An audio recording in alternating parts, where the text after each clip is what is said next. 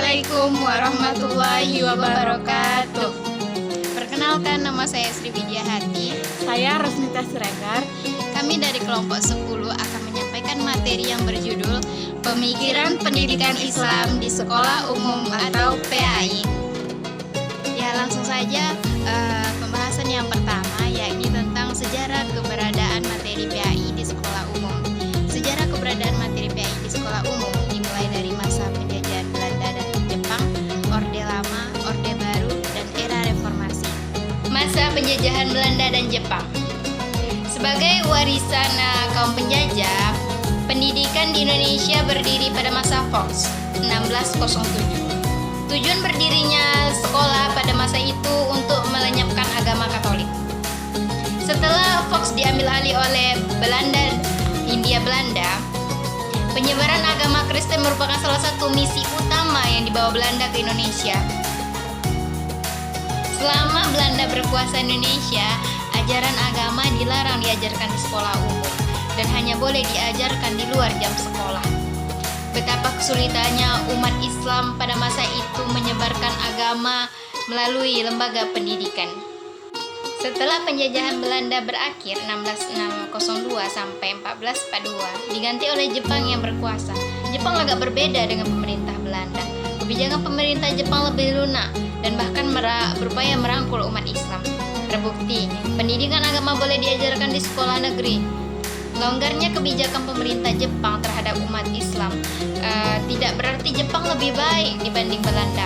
Kebijakan yang diambil Jepang tersebut sebagai strategi untuk mengambil hati umat Islam agar memberi dukungan terhadap Jepang dalam Perang Asia Timur. Yang kedua, masa Orde Lama. Masa Orde Lama 1945 sampai 1665. Pada masa itu kondisi sosial politik tidak stabil.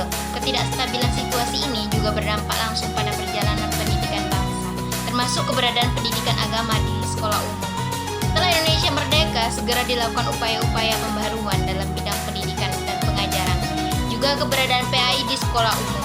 PAI di sekolah umum telah diperhatikan hanya saja terbatas diselenggarakan sekali dalam seminggu.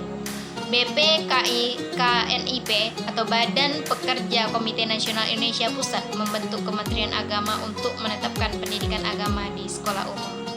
Yang ketiga, masa Orde Baru. Pada masa Orde Baru ditandai dengan tumbangnya PKI tahun 1965.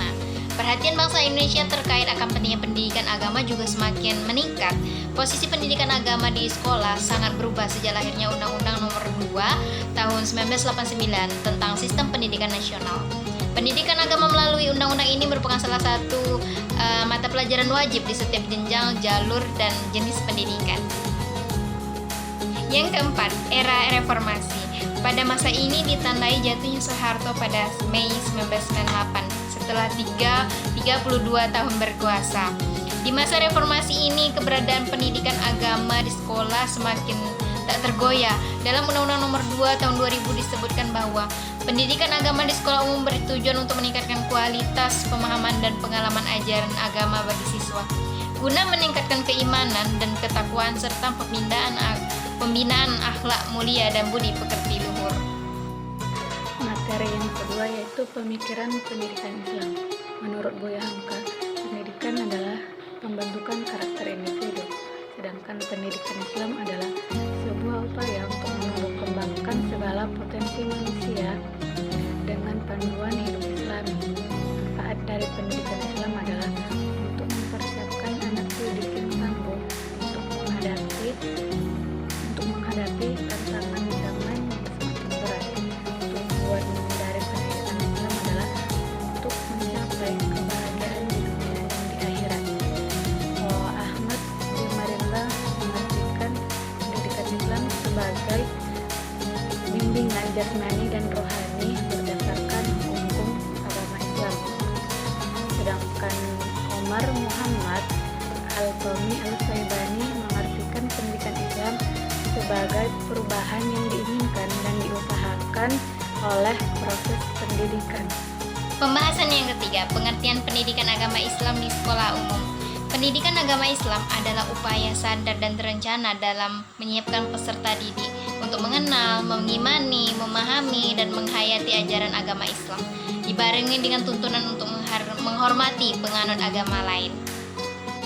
Yang dimaksud pendidikan agama Islam yakni yang berada di sekolah.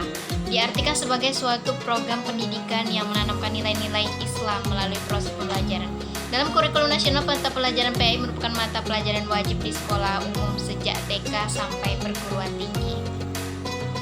Mata pelajaran pendidikan agama Islam meliputi Al-Quran, hadis, fikih, akidah akhlak, sejarah kebudayaan Islam, yang mana dalam mata pelajaran tersebut memberikan gambaran bahwa ruang lingkup dalam pendidikan agama Islam mencakup perwujudan, keserasian, keselarasan, keseimbangan, hubungan antara manusia dengan Allah, manusia dengan manusia, dan hubungan antara manusia dengan alam sekitar. Materi yang keempat adalah misi utama pendidikan agama Islam. Ada 3 misi utama pendidikan agama Islam, yaitu pertama, pewarisan pengetahuan, kedua, pewarisan budaya, dan ketiga, pewarisan nilai. Nah, menurut Murcholis Majid, penyelenggaraan agama Islam ada 2 tujuan. Pertama, program pendidikan yang bertujuan untuk mencetak ahli-ahli agama. Yang kedua yaitu program pendidikan Islam yang bertujuan untuk memenuhi kewajiban setiap pemeluk agama untuk mengetahui dan mengamalkan dasar-dasar agamanya.